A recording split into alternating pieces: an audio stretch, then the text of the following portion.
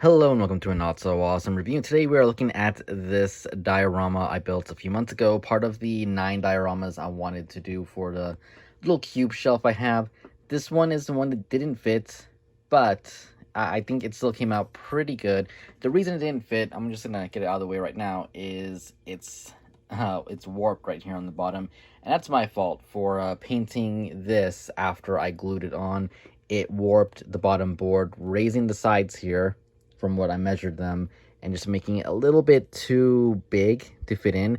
I could try and cut some of these sides up here and it'll probably go in, but I don't know. I haven't gone around to it. Anyways, the main inspiration for this diorama was Devil May Cry. You can see I have the 1,000 Toys Dante sitting right there. And I was going to make this look a little bit more run down, but after I finished it, I kind of liked the cleaner look. It still has a little bit of a creepy vibe. The floor obviously isn't the greatest. It's not, you wouldn't want this in your house. You'd want to upgrade your floor if you had this, but I think it's okay. There's a few issues like the floor, if you can see back there. Yeah, it's a little raised right there because, again, the floor isn't even. So it's not perfect. But yeah, let's just get into how I made this, which it is with the 1/4 inch, I believe it's a 1/4 inch board right here, black board, and on the other side, I think I used the same one. And it's not that I used these on purpose, like specifically used the back piece. It could have been one of these if I wanted to. Let's just actually move Dante out of the way here. I used it because the base for all those dioramas was going to be that kind of board no matter what. I believe I just used that back piece because it's what I had and I didn't want to go out, spend money. I was just using the scrap pieces I had laying around. This thinner board, the regular foam core right here that you can get basically anywhere. This is, I believe, I want to say Hobby Lobby. It's the stronger stuff.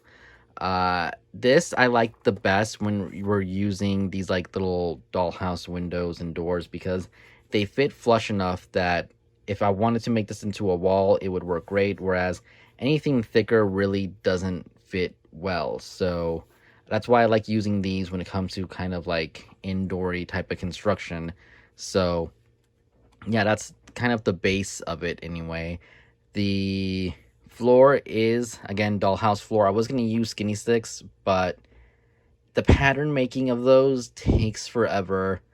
There would have been so many of them, and I think I was running short on them. And then the worst part about skinny sticks, though, especially the ones you buy at Walmart, they're never perfect. There's a lot of them that are good. There's a lot of them that are straight and everything, but for the most part, you're going to run into wobbly ones or ones that are curved. So using this floor was a lot easier. I got lucky that I had just enough to do this. I did have to cut a little bit off because it would have been a little bit longer, which hindsight, I wish I just made it as long as this was because, again, it didn't end up fitting. It would have been nicer to have this hallway extended just a little bit more, but it is what it is. I painted it brown and then just added this carpet and everything. For the walls, this is, I want to say, scrapbooking paper. It's in the area where they have a bunch of paper. I don't know if you can tell in the video, but it is textured. So it does have these little line things here that make it look more like it's painted. I think the texture adds a lot to it, so I do like using that kind of paper right there. This is glued very slightly. You can see it is coming up right there. It's a little bit out right here, so I got to add a little bit more right there of glue. But usually I wouldn't do that. I don't recommend ever gluing the paper to the board unless it's maybe stick glue.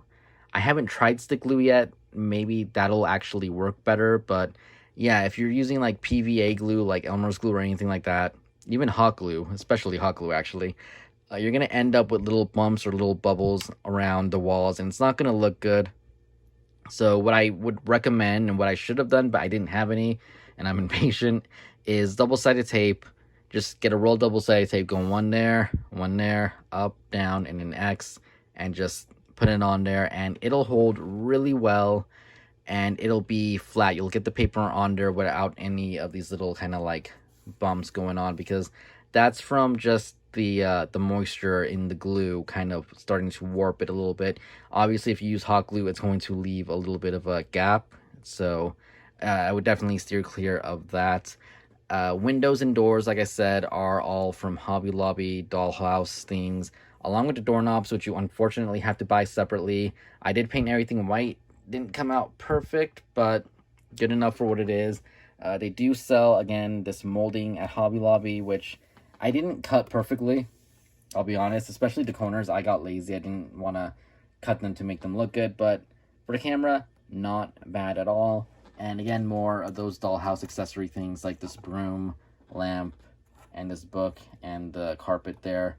So again, if you're going to buy stuff like this, if you're going to be building things and you're not going to necessarily keep them displayed, it's really nice to have the option to reuse everything you buy. Like, the only thing semi-permanent is this mirror, which is just a dab of hot glue away from coming off, so it's not a big deal. The windows I can pop off, the doors I can pop off if I want, carpet lifts right off, and everything else I can reuse for and future diorama if I really wanted to.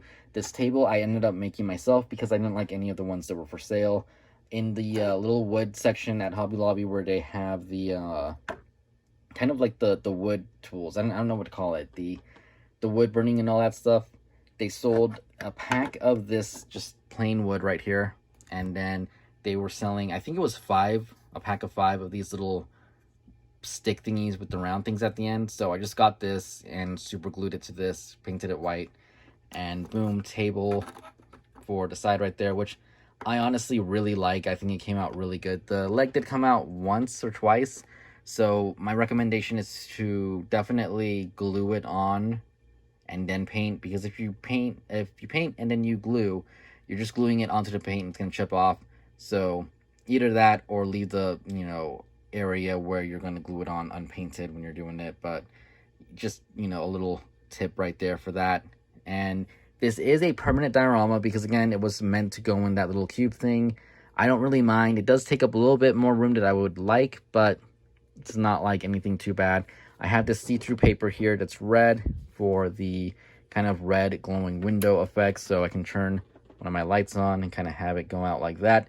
I don't necessarily need it there, but my plan was to have it in that cube, so I wanted the red there so it wasn't black.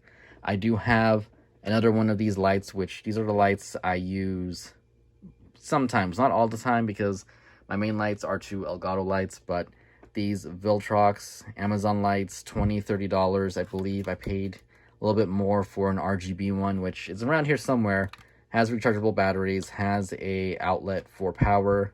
So I like using those mostly for my videos because they do have the whole kind of temperature settings right there and intensity. They're good lights for the price. Batteries could last a little bit longer, but for the most part, I really like them. So right here, this, like I said, is just taped on, and I did end up having to put a good amount of tape right here to kind of stop the light from bleeding through, because I did take some pictures, again, with Dante here, had him here with some of the Storm collectible skeletons, him fighting them, and I was getting a lot of light bleeding through the edges because I used hot glue to put everything together. So the tape helped, though I should have probably used like electrical tape or something that isn't see-through, because it took a good amount of that to kind of work there.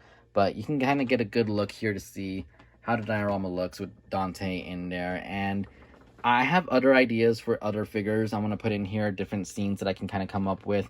It's a simple enough diorama where I can change it up by adding different furniture and adding a few different things, getting rid of this little carpet, putting some other stuff in there. So it is versatile, which I like. I do, again, wish I had made it a little bit bigger. Again, I had different intentions with it when I made it, but something for like Batman, which I have the Mezco Batman right here. You can see it fits in really good, the door size and everything. I think, I can come up with something nice to do here, maybe a crime scene, something like that. Maybe even Wayne Manor if I really wanted to. It is a pretty fancy looking door back there, so something like that.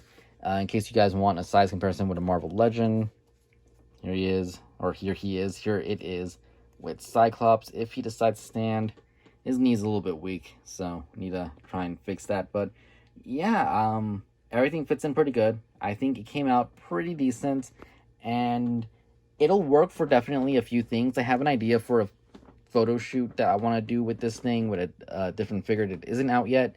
Need to pre-order it, and I think it'll look actually really good when I'm picturing. I might have to do a little bit of modifying here and there, but it's gonna look really nice once that figure comes out, I think. But yeah, that's pretty much this little hallway diorama. Again, it's built to my needs, so that's why it doesn't come apart. That's why it's, you know, a specific size. So build to your own needs. You don't need to make everything that comes apart. Yes, it saves space, but if you have a permanent place you're gonna put it, sometimes it's a little bit easier just to make all the walls permanent. Not something I would always do, but something I did with this one. Anyways, I will be doing more diorama videos. I'm working on something pretty big, so hopefully I'll be done with that pretty soon. And then I have an older one that I actually used for a review background a while ago, a few years ago. Hopefully everything is still intact enough that I can clean up and fix whatever, because I know there's a few things broken on it, but hopefully it's in good enough condition that I can restore it and do a video on that, because it actually was a really nice diorama. I know where everything is, so it's just a matter of, you know, digging it out and putting it together. So that may be the next one, or maybe the bigger one. We'll see what comes up. A few customs coming up pretty soon on the channel. Kind of like the Cyclops here, which is a custom soft goods thing that I did end up making, and a little bit of a body swap because I like the yellow on the 3-pack over the yellow, or the weirder, darker yellow. I forgot on the original Jim Lee Cyclops. It's not perfect. It's one of my older things, but I don't know. I'd still like it good enough. And yeah, expect more stuff like that and some more reviews, hopefully in the near future. It's just been a week of cleaning and it's super hot. I'm sweating right now, so I'm gonna end this video, turn on my air conditioning, and just try to go to sleep pretty soon. But anyways, that is my video for today. Hope you guys enjoyed it, and thank you for watching, and I'll see you all later, and goodbye.